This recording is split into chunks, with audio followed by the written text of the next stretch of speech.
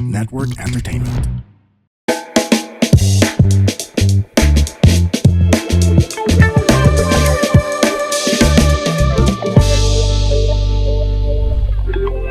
Hi, this is Let's Talk, and I'm Pia Ontiveros.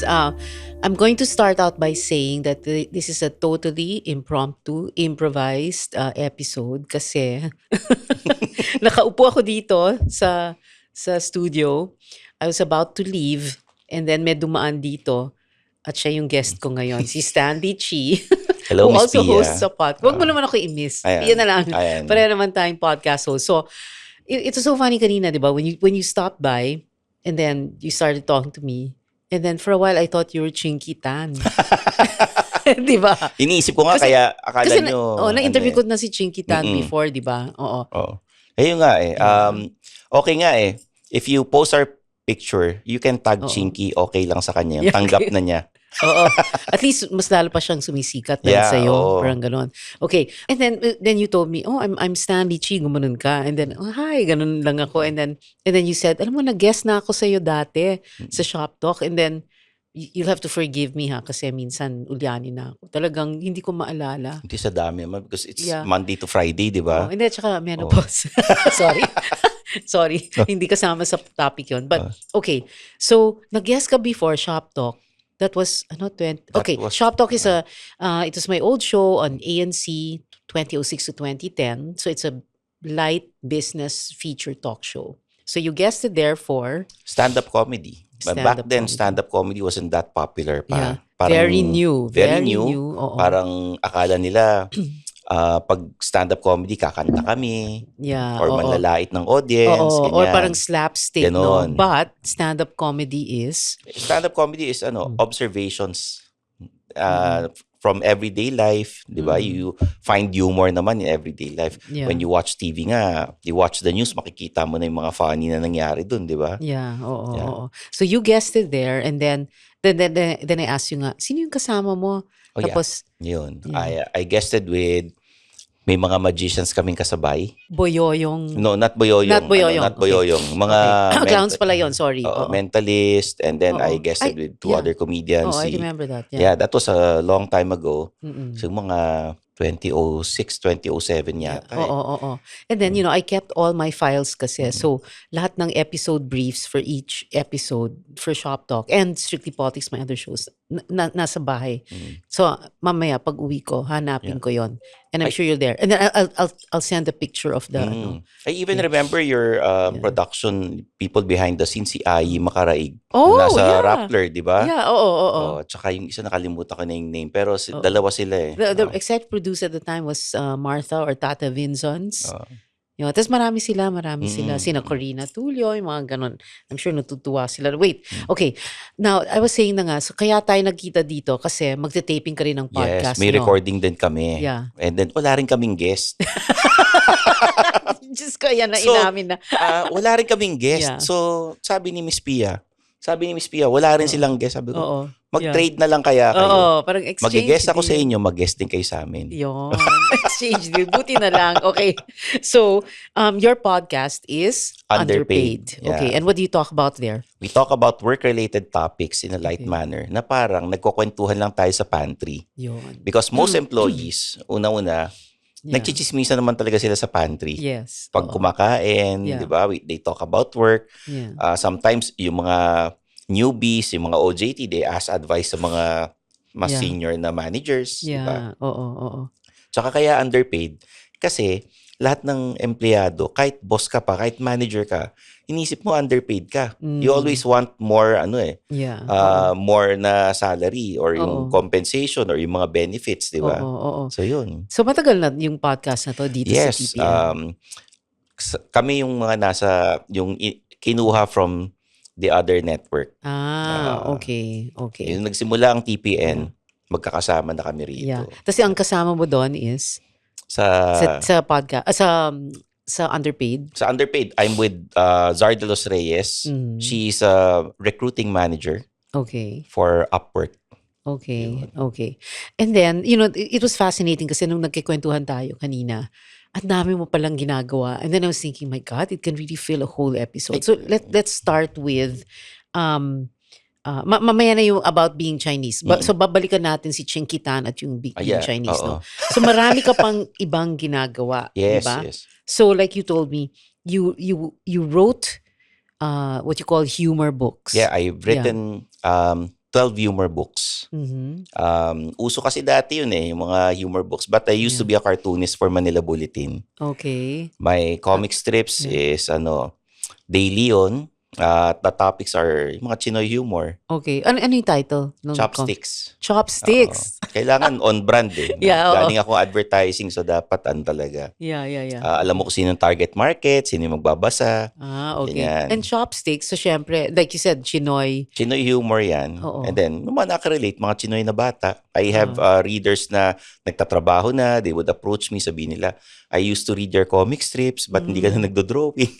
Okay. Is it okay if you, I mean, it's so weird, no? Dapat pinapakita mo yung comic strip. But can you, ikwento mo sa amin, like, an example of one comic strip that you did?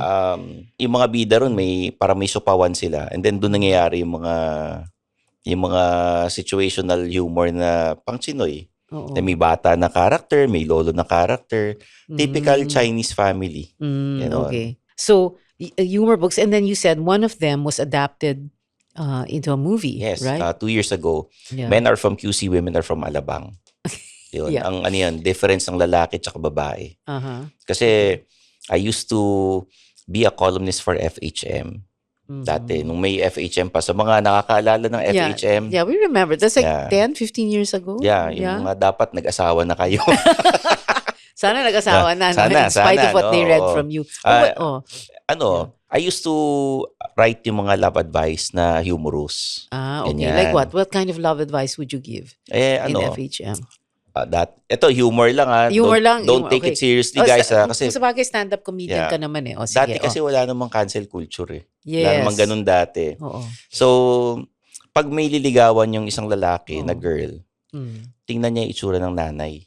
Yes. Kasi pag tagal-tagal, ganun din maging itsura nung liligawan niya. Uh-huh. So, kung okay sa kanya yun, di tuloy niya. Para date to marry na, di ba? Yeah, okay. Yun. Date yung mga to ganyang marry. Yeah. ganun yung mga advice na binibigay namin. Practical advice na may konting humor. So, may nagsusulat sa inyo parang dear, ganon. Wala naman. Wala. On your... Sometimes, yung mga iba nagre-request ng topics. Okay. Pero kasi humor talaga siya eh. So, yeah. they shouldn't take it seriously. Kasi meron ng mga topic doon na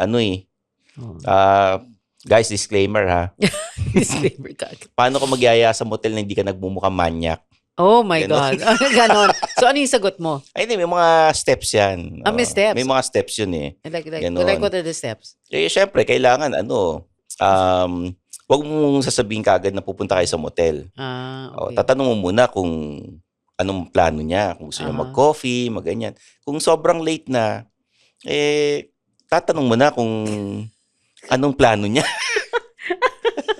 Dapat hindi sa'yo magagaling, di ba? Okay. Kasi yung column na yan, it was turned into a book by Summit Books, no? Really? Yeah. Akala nila, seryoso. Ano? So, yung mga topics dun. So, pag nakita nila, syempre, binabash sa Reddit. Akala nila seryoso. It's supposed to be, tongue-in-cheek, in other words. Huwag niyong siseryosohin. Okay. Pero yung podcast mo, hindi rin, no? Medyo... that was, iba naman yung kwento. Iba na, okay. I had a book called Office Petics. Office Petics. Ano yung Petiks? Yes. Petics is parang parelax-relax lang, di ba? Okay, It's parang, instead of office politics, Office Petics. Yan pa parang, parelax-relax ka lang sa office, no? Okay. And then, gusto ko magkaroon ng podcast based on the book. Mm-hmm. I don't want to use the title na eh. Okay. Kasi para na yun sa book na yun eh. Okay. So, inisip ko, what is relatable sa mga empleyado? Yeah. Ayun, underpaid. Okay. Ganun. At dami-dami mong ginagawa, no? So, okay, let's list it down. So, kanina, di ba, we started, so stand-up comedian, author, cartoonist, podcast host. Meron pa. Ano yung susunod? I host a show sa One News. Sa One News, TV5, yung Men's Room. Men's We Room interview. naman talaga. May konting medyo bastos na medyo naughty lang. Naughty kasi is instead the of, hindi kasi kami, more wholesome kasi yung mga host ng Men's Room eh. wholesome kayo. Wholesome kami ron eh. Okay. So, pag may question kami na controversial, yung sagot, pinapabulong na lang namin. Okay. So like what Diba? controversial questions? Sino yung mga naging jowa nila na hindi na ibalita? Ganon. Okay. Yan. Like sino yung tinanong nyo ng ganon? Yung mga lahat ng mga guest namin. Yeah, like who? Mm. Example. We guested Edu Manzano. We Ah. guested... So tinanong nyo kay Edu sino Yes. naging girlfriend niya? Mm-mm. And Binulong ano niya sa sagot niya? amin. Ano yung bulong niya sa inyo? Hindi ko pwede sabihin eh. Hindi, sabihin mo na, alam Hindi ko eh. pwede. Kasi ano eh. Well, nag-research naman ako tungkol sa kanya. Yeah. Tinanong ko kung ano yung okay na girlfriend. Newscaster, artista, o chef. Ayaw niya sagutin eh. Okay. Sige. Nagre-research ako eh. Tapos, we guested, sila Elizabeth Oropesa. Yan. Sila Julius Babaw, nag-guest sa amin. Mga Gerald Anderson, yan. We guested him. Okay. Yun. Okay. So, Yeah, ayos okay. naman. Ang dami nilang ginawang maganda. Mhm. Tapos nung nag-guest sa amin, binasag lang namin. Ayun. Diyos ko. Okay, so that's Yeah. the show on 1PH. And then you also, One News. One News. One News pala yun. And TV5. Okay. And then replayed on TV5. Yes. Ganun. Oo. And then, I can't believe, no? Parang you're all over the place. You're doing so many things. And then you were or still are in advertising. Wala na. No more na. Ano yun eh. When I resigned sa advertising agency, that's Yeah. when I drew comic strips sa Manila Bulletin. Okay. Tapos doon ako nag-stand up. And then, while being a stand-up comedian, tsaka yung comics, yung cartoonist, Yeah. nagsulat din ako humor books. Okay. Yan. So parang yung pinaka-grounding mo, your base, your start-off point was advertising. Yes. Which is what you took in Mm-mm. university, in UST, no? Yes. Okay. Teka muna, why would you get into advertising and then aalis ka rin doon tapos Oh, marami ka? kasi back then naman, when you said you wanted to be a comedian or a humorist, pagtatawanan ka talaga eh. Mhm. Para akala nila, nagjo-joke ka na, akala nila yun yung punchline. And since nasa Chinoy background tayo, Yeah. you have to be practical. Mhm. Which is what I would also advise yung mga people na nasa arts. Yeah. You have to be practical. Wag lang yung isa lang ginagawa mo. Especially when you live in the Philippines. Yeah. Kailangan marami kang sources of income. Right, Ganun. right. Okay. So what else do you do? Right now, I review cars. Okay. I'm a motoring content creator or motoring journalist. Mhm. We review the latest vehicles na nilo-launch. Yeah. Yan. Okay. And where do you get your for that? I mean, like how do you know cars? Because I used to be a host for motoring channel nung pandemic. And then, Okay. mga nag-resign na kami, we put up our own na. Kaya ang kasosyo ko dyan, si Zar, yung co-host ko sa Underpaid. It's called Suplado Motors. So, Suplado Motors. because I've written a book called Suplado Tips. It's a humor book na Okay. maging suplado ka para mas magustuhan ka ng girls. Ganon. Ganun. Talaga. And guys, kasi Yeah. masyadong pag nanliligaw sa girls, masyadong patay na patay sa girl. Lalong Yeah. ayaw ng Dapat, girls sa alam ko kanila. na, dapat parang hard to Oo. get ng konti. Yes, oo, ganun. Okay. Medyo kailangan, lang, Yeah. smile ka lang. Oo, para bang Parang aloof ka, may ganon, para oo. mas gusto ng girl, ganon. Parang Derek Ramsey, pag ngumingiti, hindi kita yung ngipin, half smile lang. Diba? Bakit naman Derek Ramsey? Parang- Hindi yung mga nakikita ko, yung mga Okay. Si Derek Ramsey, half smile lang eh. Hindi niya bibigay na yung kita yung ngipin kasi parang may effort na yun eh. Okay. So, kailangan, huwag ka masyadong patay na patay sa girl. Okay. Ganun ba yun? Para mas, maintriga sila sa'yo. Parang sabihin ng girl, ang ganda-ganda ko, ba't di ako pinapansin nito? Ganon. Okay. Okay. Kanina we talked about yung Chinoy, 'di ba? Your Chinoy background, so Filipino Chinese. And then earlier nga, 'di ba? The first thing I was thinking was it's Chinky Tan, 'di ba? And then you said nga na madalas kang napagkakamalang oo. Chinky Hindi Tan. lang siya. And then Marami akong kamukha eh. hindi lang siya. Sino Hindi pa? lang siya kamukha ko. Oh. Sa YouTube, when you Oh. click on my videos, yung mga comment section, Yeah. sabihin, akala ko si Bitoy. Bitoy? Oo. Yan yung Michael mga V? Yeah, yung Talaga? mga Okay. Marami akong kamukha. Si Bitoy, Oh. si si Eric Quezon, Uy, Eric. si Ketchup Eusebio. Lahat comedians eh. Yung mga Talaga? kamukha ko eh. Oh. Okay. So Yeah. parang you're an everyman. Yung parang, I mean, people recognize you right away. In other words, even if they... Baka Diba? generic lang ako na Chinese. Ganun. Generic Generic lang na itsura Chinese. ko, ganyan, Oo. di ba? Kaya, Yeah. Pero kanina, it was interesting. I don't know if you can say it. Di ba when I said nga, uy, akala ko si Chinky Tan. Then, may ano yun? Ano sabi mo? May Racist kasi mga Pinoy eh. racist. Racist. If I'm gonna parody someone, pwede ko Yeah. i-parody si Chinky Tan eh. Oo. Ang pangalan ko, Chonky. Joking. Si Chonky. Ay, nako. Okay. Para ewan ko kung papayag siya. Pero nakakatawa, sabi nga ni Chinky sa akin, gusto mo ng puting salamin? Pahihiramin na niya ako para talagang i-impersonate ko na lang. Hey, his name is Chico Garcia. And his name is Gino Killiamore. And together, we are Only Fun. That's right, for only $12 a month. Ah. Joke. But if you're willing to pay, why not? No, we're from a podcast that talks about movies, TV shows.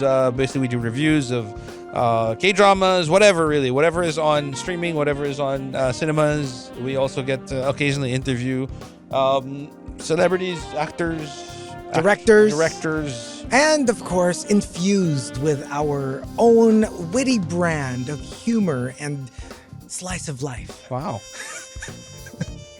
I guess we don't infuse a lot. Check it out. Do you impersonate? You don't. You don't No. impersonate. You can't do that. I don't do political jokes eh. Mas Bakit naman political? Yung mga, tsaka yung mga yung mga nag-impersonate ng mga, hindi ko ginagawa rin yun eh. I veer away from kasi when you do yung mga ganyang political, religious na jokes, hati na yung audience mo. Yeah. Okay. So you just talk about love, Yung mga everyday na everyday observations, ganyan. About being Chinoy, pwede rin. Yeah, Kaya lang mas hindi lang dati puro Chinoy jokes ang ginagawa ko, pero ngayon mas wider audience na. Okay. So what is it about being Chinoy in the Philippines that makes it difficult, or like kanina nga sabi mo may pagka-racist yung mga Pinoy about Chinoy? Sa looks ganyan. Sa looks, lahat naman, pati kahit naman hindi Chinese pag Hapon naman, di ba? O pag di ba? Pagka yung mga Indian, di ba? Ganun din. O, tingin ko ang Pinoy very stereotypical pa rin sila sa pag sa race. O kunyari, nakakita ka ng Indian. O guys, disclaimer Disclaimer. Kung nakakita ka ng Bombay, isipin mo kinakain na shawarma. Isipin nyo, nagbebenta ng DVD o kaya nagbebenta ng ala sa Green Hills or yung mga tempered glass, di ba? Yung mga ganun. Very tayo, stereotype eh. Yeah. O pag Chinese, may hardware. Kasando, ganyan. Or hardware yung sa Manila, sa Divisoria, yung mga ganyan. ganun. Ano pa ba? Yung kuripot, may negosyo, di ba? Yeah. Yung bahay, yung sa baba ng bahay, nandun yung tindahan. Bagay usually yung stereotype eh. Yeah. Oo. Yun. Okay. Pero you don't, like, people don't make judgments of you based on, kasi Chinoy siya, so ganyan siya, parang ganun. May ganun ba? Meron dati. Talaga? Nung so mga 20 years ago, meron. When I started working sa corporate, wala akong relo. I dress yung mga t-shirt tsaka maong lang. Sobrang simple. Why? Why would you do that? Because that's how you work. Wala akong pera eh. Wala akong pera eh. Wala akong pambili ng mga ganyan eh. Oh. Akala nila mayaman ako. Oh, Yeah. okay.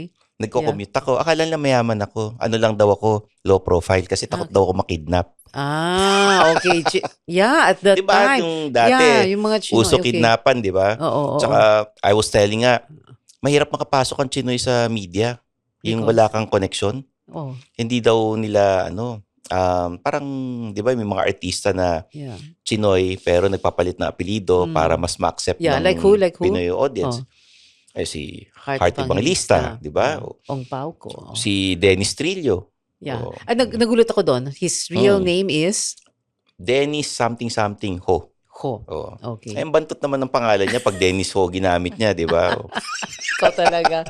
Paano na yung mga Ho ang apelido? Lagot Hindi, ko. baka bagay naman kasi sa pangalan. Bagay sa Kasi kanya. Mati ni Idol naman parang Yeah. leading man naman si Dennis Trillo. Mas bagay Oo. naman sa kanya, di ba? Oo. And then yung mga sabi sa akin ng mga relatives ko, mahirap ka tanggapin ng ng mga Pilipino pag nasa media ka. Kasi yung itsura mo inchik na inchik, yung mata mo parang alkansya eh. Ganun. Alkansya. So, sobrang singkit, di ba? Alkansya. Sa alkansya, di ba? Oo. Okay. Pero is that true now? Because if Right now, people hindi watch na. your podcast, they watch your show. So, hindi totoo na hindi matanggap yung mga, Yeah. chinkitan. Yeah, Everybody. oo. Ay, nag-rebrand naman siya. He used to be a comedian, tapos ngayon financial ano siya. You Hindi didn't know na comedian siya? Really? Yeah. Oh my He God. was a But I comedian. interviewed him before, parang, Oo. talaga? Ayun, ano siya, Ang galing Howie naman. Boys ni Randy Santiago yan. Ay, you're not, No, seryoso yun. seryoso ka? Oo, si Okay. Randy Santiago nakadiscover sa kanya. Check ko nga kay Randy. Ayan. Oh my gosh, okay. Yun. Okay. So, yun. Ako, yung being Chinoy na ano, at first mahirap. Ganon. Kasi, hindi common. And then, si Chinky was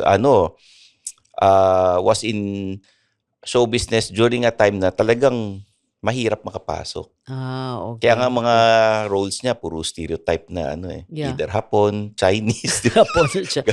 Yeah. Pero ngayon, I mean, are there podcasts lang na Chinoy? Meron Like who? naman. Like sila Stan C, di ba? They used to have a podcast yung Now Steaming, dati nandito sa TPN.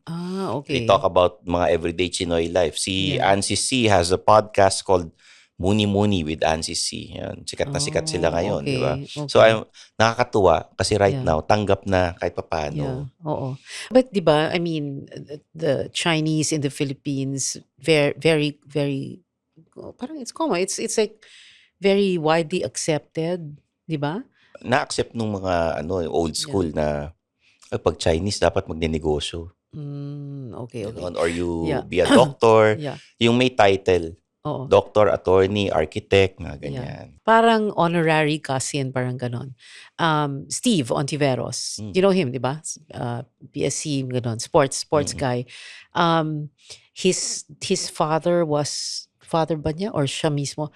Inaanak kasi ng lolo ko. So, they took the name Ontiveros. So, although we're not naman related by blood, ano siya, parang we consider him our cousin. So, I also call him Manong Steve. And yet, he's very Chinese. Parang ganon. Maraming ganon, di ba? Marami yung binibili apelido para maging Filipino citizen. Hindi na. Di ba? Hindi kasi inaanak sa Pero, binyag. Back then, ganun. Oo, Binibili yung apelido Oo. ng mga Chinese para maging Pinoy citizen, para makabili ng lupa, tsaka para magnegosyo. Ganon. Okay. Pero at least, masasabi ko may Chinese blood kami. Si Jose Rizal, may Chinese blood. Oo nga, di oo ba? nga. Yeah. Anyway, okay. So Stanley, how do we wrap up the show? I don't know how to wrap up the show. What do we? Well, yung mga Chinoy na watching the podcast, syempre, they want to venture into media, sa mga arts, di ba? Don't be discouraged. Kasi, kung ano yung gusto mo talagang gawin, lalabas at lalabas. Back then, I wanted to work in advertising. Pero at the back of my mind, gusto kong mag-drawing ng comic strips, gusto kong mag-host, mag-stand-up.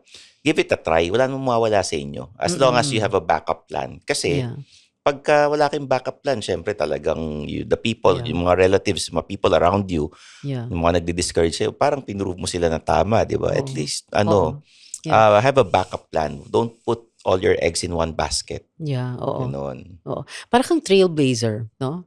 I mean, you help blaze the trail, you help forge the road ahead for all these much younger Chinoys who want to get into the business. In a way. Would you say that? Well, sana. Sana. Sana, di ba? At least may mga media companies na rin na that encourages yung mga Chinoy to go into media, like sila Chinoy TV Productions, di ba? Yeah, oo. Or it doesn't have to be Chinoy TV Productions. I mean, di ba, anywhere. Sila, I'm very happy nga na yung mga ibang media companies natin, they get yung mga Chinoy. Kagaya niyan, sila Gretchen Ho is with Signal, di ba? Yes. Hindi lang and siya doing very well.